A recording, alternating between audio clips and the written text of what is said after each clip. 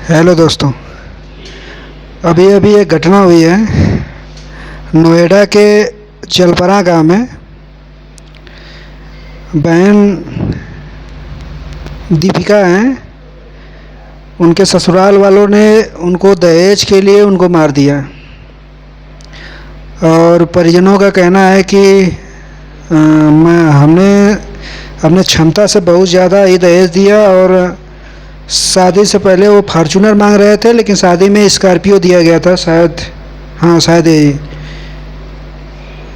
तो ससुराल वालों ने बहुत ही गलत किया बहन के साथ।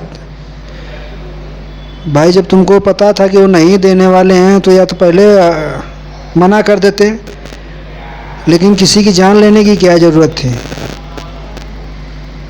तुम कमा के नहीं ले सकते हो तो किसी को देने से होगा। ये एक बार भी नहीं सोचे कि वो कहाँ से देगा, ज़मीन बेच के देगा, कैसे देगा। आपके रिश्तेदार होने वाले हैं, तो आपके रिश्तेदार अगर कर्ज में रहेंगे तो आपको अच्छा लगेगा। और दीपिका के माता पिता को भी ये सोचना चाहिए ना कि जो इतना इंसान लालची है, उनके यहाँ अपने बेटी को क्यों शादी करें। जो इंसान इतना लालची है, शादी से पहले इतना कुछ मांग रहा है, तो हमारी बेटी को क्या खुश करेगा जो लालची खुद है। जब शादी से पहले वो फार्चूनर की डिमांड कर रहा था, अगर आपको देने की क्षमता नहीं थी और ऐसे लालची इंसान के पास क्यों ही जाना। अब तो बहन की जान चली गई, अब तो नहीं आएगी। ये समाज में बहुत ही दुखद है। ये बहुत ही बड़ी अभी भी चली आ रही है। अभी भी दहेज के नाम पर मारना नहीं रुक रहा है। लेकिन खुद में, चाहे किसी के घर की हो, चाहे हमारे घर की खुद की बहनें क्यों न हो, हमें खुद सुधार लाना चाहिए कि सही इंसान को चुने। रुपए पैसे तो कमाए जा सकते हैं, लेकिन अगर सही जीवन साथी नहीं मिलता है तो यही होता है।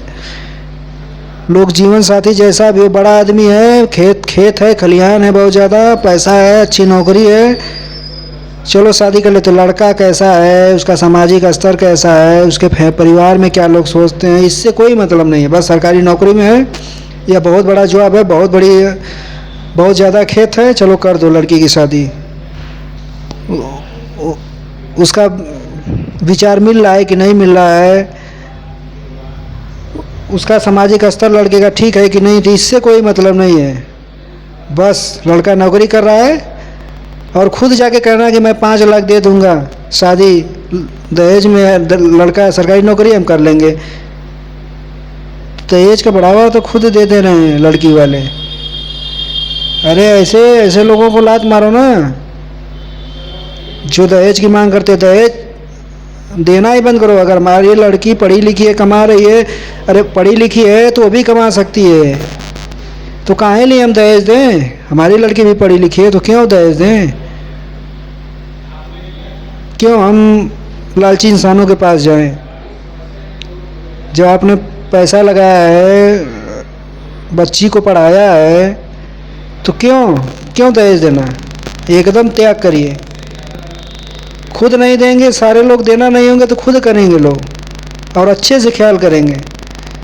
जितना दहेज पाए जाते हैं लोग, उतना ही दहेज के नाम पर प्रताड़ित करते हैं। दीपिका बहन तो चली गई, अब नहीं आने वाली है वो, लेकिन और लोगों को सीख लेनी चाहिए इस चीज़ से। इस चीज़ से बहुत बड़ी सीख लेनी चाहिए कि दहेज देख के, बड़े घर देख के हम बच्ची को नहीं खुश कर सकते हैं। अगर उनकी सोच अच्छी नहीं है, अगर उनकी सोच अच्छी नहीं है लड़के की या लड़के घर वालों की,